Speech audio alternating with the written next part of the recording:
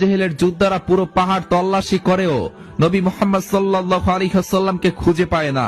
তারপর তারা নিশ্চিত হয় যে নবী মুহাম্মদ সাল্লাল্লাহু আলাইহি ওয়াসাল্লাম এখানে নেই। ভেবে তারা সেখান থেকে ফিরে চলে যায়। ইতিমধ্যে মক্কায় আবু জেহেল ঘোষণা করলো যে মুহাম্মদকে ধরে আনবে এবং তার মাথা কেটে আনবে তাকে আমি 100টি লাল উট উপহার দেব। এই ঘোষণা শুনে সুরাকা বিন মালিকের মনে লোভ জাগলো। তিনি ভাবলেন রাসূলুল্লাহ সাল্লাল্লাহু আলাইহি ওয়াসাল্লামের মাথা কেটে আনতে পারলে 100টি উট পাওয়া যাবে।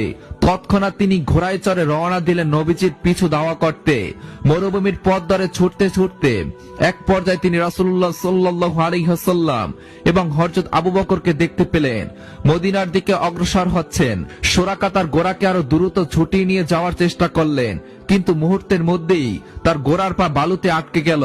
ঘোড়াটি কিছুতেই এগোতে পারছে না। সুরাকা ঘোড়া থেকে নেমে তীর বের করে রাসূলুল্লাহ সাল্লাল্লাহু আলাইহি ওয়াসাল্লামের দিকে ছাড়লেন, কিন্তু আশ্চর্যজনকভাবে তার ছড়া প্রতিটি তীর অকার্যকর হয়ে পড়ল। কোনটি নবীজির দিকে এগোল না। তখন সে আবার ঘোড়ায় উঠলেন এবং নবীজিকে ধরার জন্য ঘোড়া ছুটিয়ে দিলেন, কিন্তু পুনরায় ঘোড়ার পা বালুতে ডুবে গেল। এবার এমন হলো যে ঘোড়ার পিঠ পর্যন্ত বালুতে ডুবে গেল। সুরাকা আবার নেমে তীর ছুড়লেন, কিন্তু আগের মতোই সব তীর ব্যর্থ হলো। তখন সুরাকা বিন মালিকের মনে হলো নিশ্চয়ই এই দুইজনকে কেউ হেফাজত করছেন, তা না হলে তার মতো শক্তিশালী যোদ্ধার হাত থেকে তারা বেঁচে যাবে এটা কিভাবে হতে পারে। তিনি দূর থেকে ডাক দিলেন, ইয়া মুহাম্মদ, ইয়া মুহাম্মদ। তার ডাক শুনে থেমে গেলেন নবীজি সাল্লাল্লাহু আলাইহি ওয়াসাল্লাম। সুরাকা ছুটে গিয়ে নবীজির কাছে পৌঁছালেন এবং বললেন, হে মুহাম্মদ ইবনে আব্দুল্লাহ, আমি এসেছিলাম আপনাকে হত্যা করতে, কিন্তু এখন আমার মনে হচ্ছে আপনাকে উপর থেকে কেউ হেফাজত করছে। আপনার জন্য আমার শুভকামনা।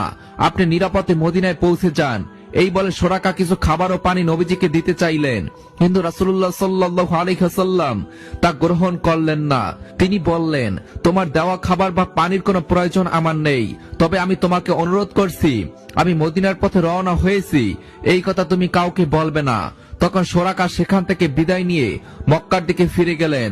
মক্কায় ফিরে সুরাকা দেখলেন শত শত মক্কাবাসী 100টি উটের লোভে নবীজি সাল্লাল্লাহু আলাইহি ওয়াসাল্লামের মাথা কাটতে রওনা দিয়েছে। সুরাকা তাদের থামিয়ে বললেন, তোমরা কোথায় যাচ্ছ? তখন সবাই বলে উঠল, আমরা সবাই মুহাম্মাদের মাথা কাটতে যাচ্ছি।